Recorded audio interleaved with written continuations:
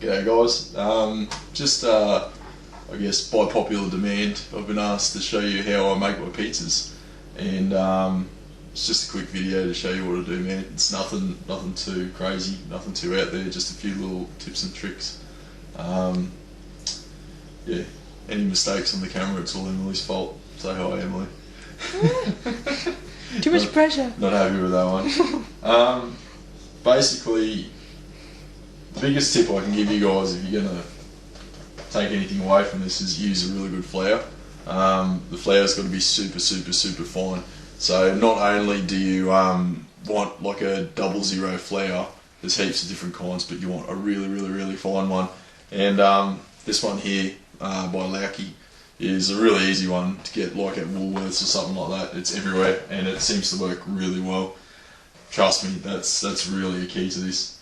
So I'll just start out with a few basic things. You just want your flour, super fine white flour. You want some yeast.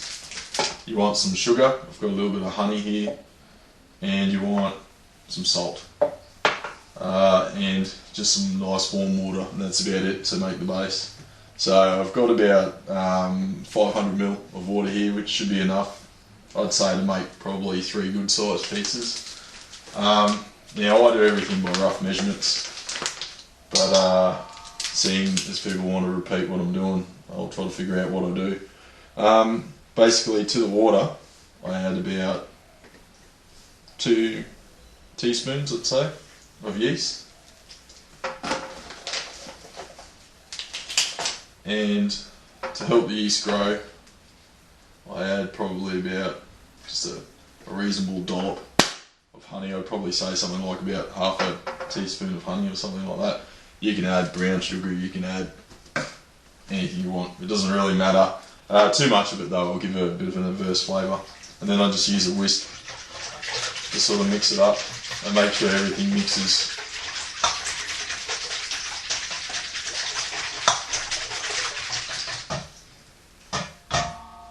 Easy as that. Now the next trick is you want enough salt. You want it not to be tepid, you want it to be nice and salty. If it's too plain, it will just taste like bread. It won't taste like a good pizza dough. So I probably use a good amount of salt, so I'd probably say something like about half a tablespoon of salt.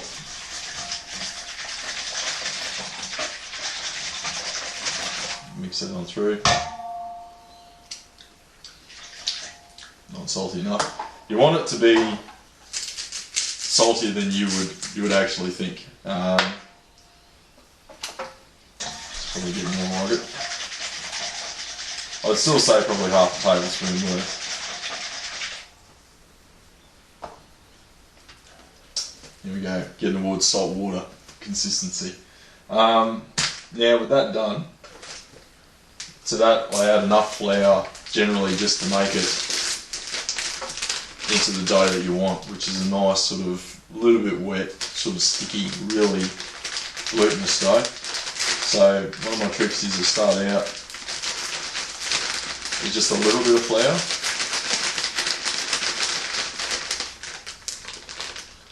and then I use the whisk to make sure that everything goes together real well.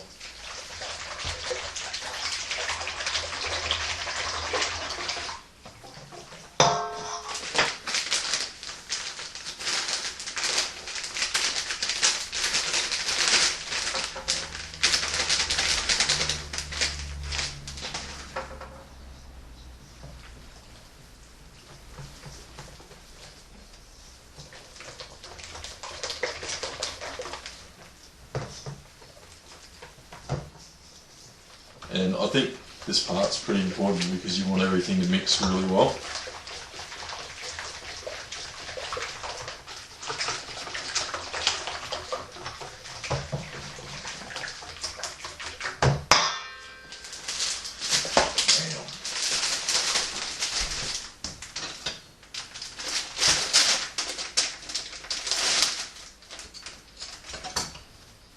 Is that right, Emily?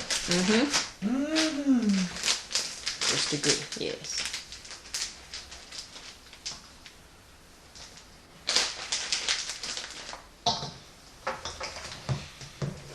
Yeah, I always add water to the dry ingredients, but you seem to do it your way around. Yeah, this way I can make sure that my Yeah. dough mixes really well.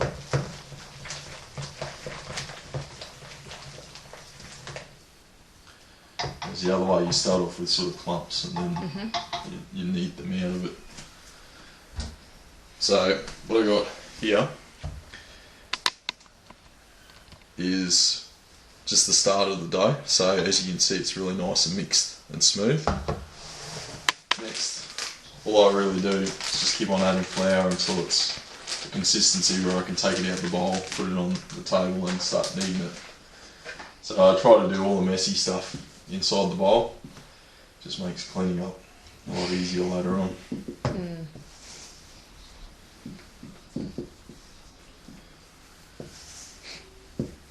As it all falls outside the bowl.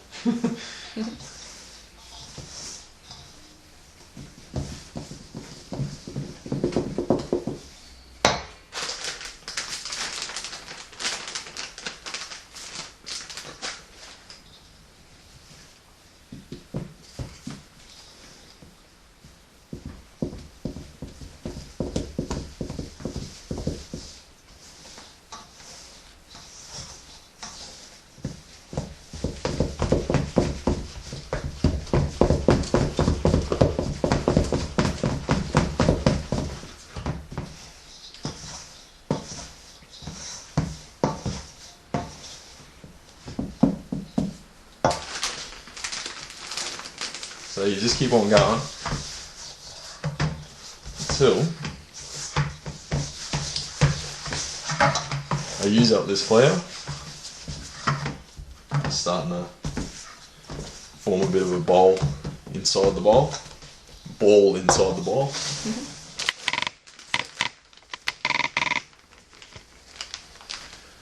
Throw a bunch of flour down.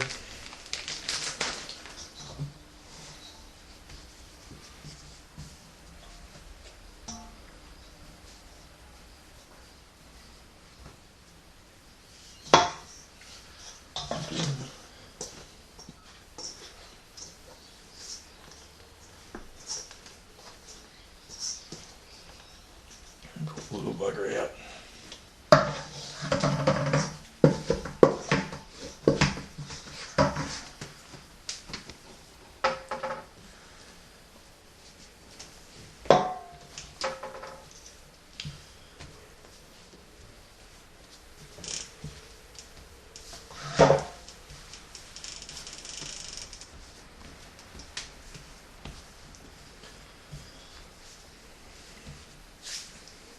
This is the messy bit because this stuff is sticky as hell. And that's the good thing about that really fine flour. It's like super high in gluten. That's what makes it super sticky. Apparently makes you fart too.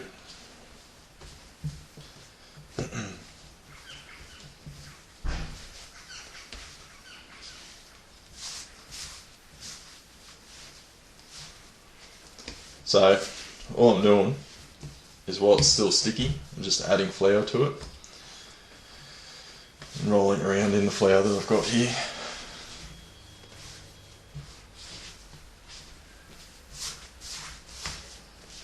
Until it becomes a nice consistency that I can knead, and you can see it's quite soft.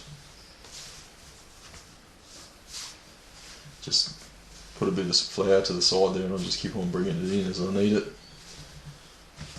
It's a nice little easy way of doing it.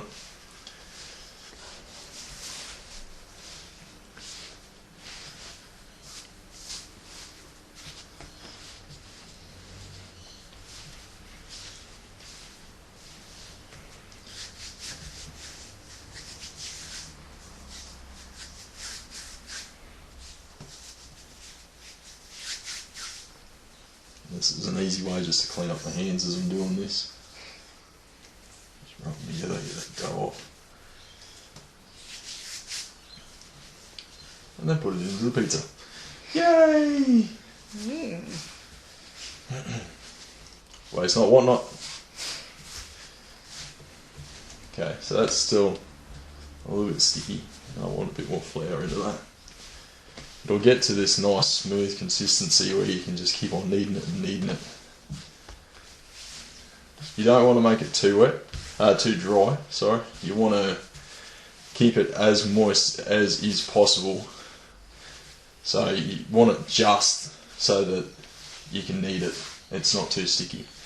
Any harder than that, you'll find you'll get like a really thick, hard pizza. It's not quite what you want.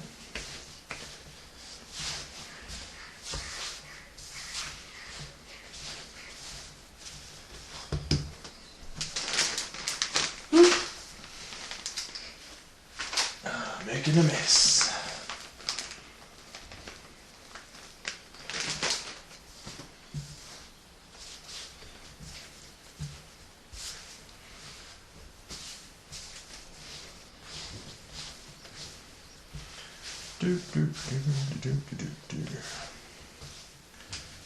Three rabbis walk into a bar. One says to the next, no, I'm just kidding.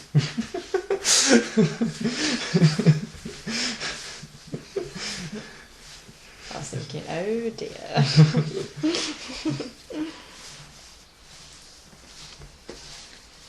Okay, yeah, this is starting to get good.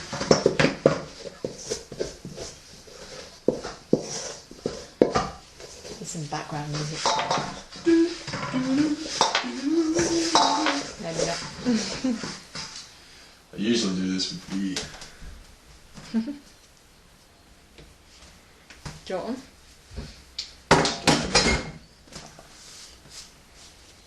Bundy and Coke. Yeah, a bit too early in the day for Bundy and Coke. Right.